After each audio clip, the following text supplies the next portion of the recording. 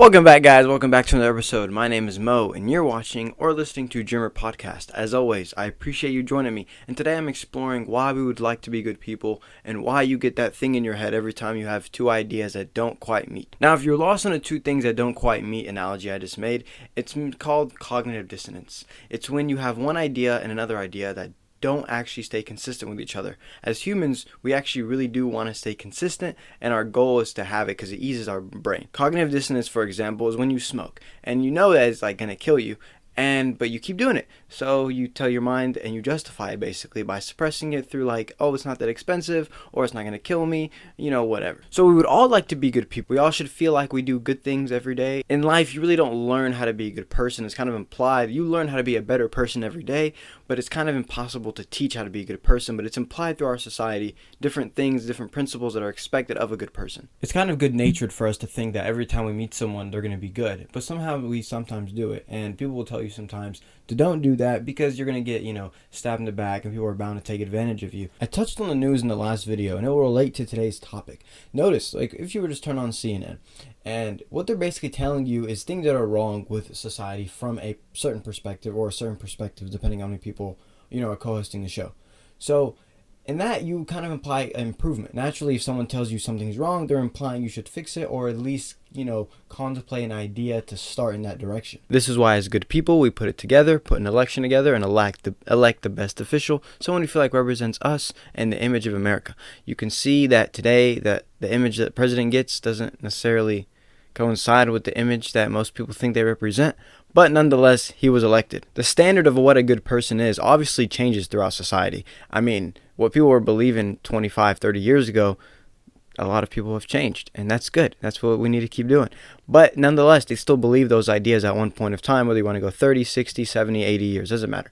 So what we really tell ourselves is, let's be good compared to the societal standard or norm or what we see around us. When you die and hopefully have a nice funeral or goodbye, people there will hopefully say you're a good person. And if you do have people there, most likely you were a good person. And the more people that are there, there's going to be implied fact that you have some sort of importance or that you are a really, really good person. Now, I brought up before that human innovation, I call it human innovation, but I guess you can call it a rising standards of morale. This seems to be an ever-changing thing, but it seems to increase, but only upwards. Like if you hear the phrase, the world's only getting more liberal. I think that's what. Yeah.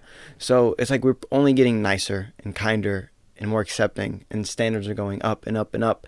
And I brought up in a lot of podcasts, like when are we gonna stop? Because it's interesting to me not what a good person is, but kind of at the point in time, where is your ranking within society?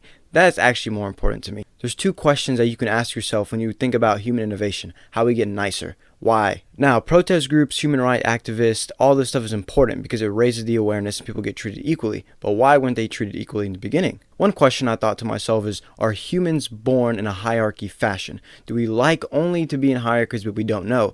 I thought of an example to support this was like when you're in third grade and the first time someone races you, or maybe before third grade, probably it was first for me. And I can still remember racing. His name was Sean, Asian dude. I still remember I would race him and we'd play kickball. And it's those competitive little things that when you're little, tell yourself that you want to stand out in the midst of people, kind of. Like you want to be number one. At least you want to be towards the center of the stage. If you believe that we were born in a hierarchy fashion, then do you believe that as time goes on, when we are equal, then the world will end? Because if you believe that humans are meant to work in a hierarchy, some destruction is going to have to come about when everyone's equal one day. Then you can go to another premise. Will the world ever be equal? Now, if you believe that the world never is equal, but we are born in a hierarchy fashion, then you can understand the constant fight for civil rights. That's why it's a never-ending process. And the same verbiage that was said 30 years ago is the same thing that's said now, just it's worded differently. Now, if you don't believe that the world was born in a hierarchy fashion and that you think that we did all this, then this is, again, reason for you to keep on activism and keep on going, I guess, consistently, because you believe that it's a steady trend upwards. I have a tendency to believe that I think we're born in a hierarchy fashion. I've never seen a society that I've researched grow up equally and stay that way. Brothers and sisters don't end up equal. The mother has the favorite. So I can never imagine a world where everyone was equal. And that's sad to say, but I don't blame myself for it, so I don't really feel bad.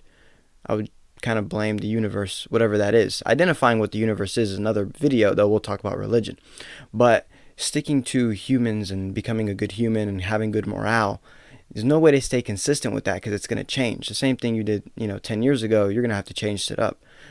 For example, like the Me Too movement discouraged a lot of people from continuously insulting women through cheap jokes that you said when we were a kid that we're funny and maybe we're said in good nature, but they're just not appropriate.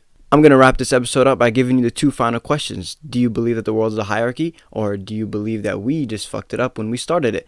Let me know in the comments below. Thank you for watching. I appreciate it. Like always, subscribe if you like the video. Like, share with a friend. See you guys.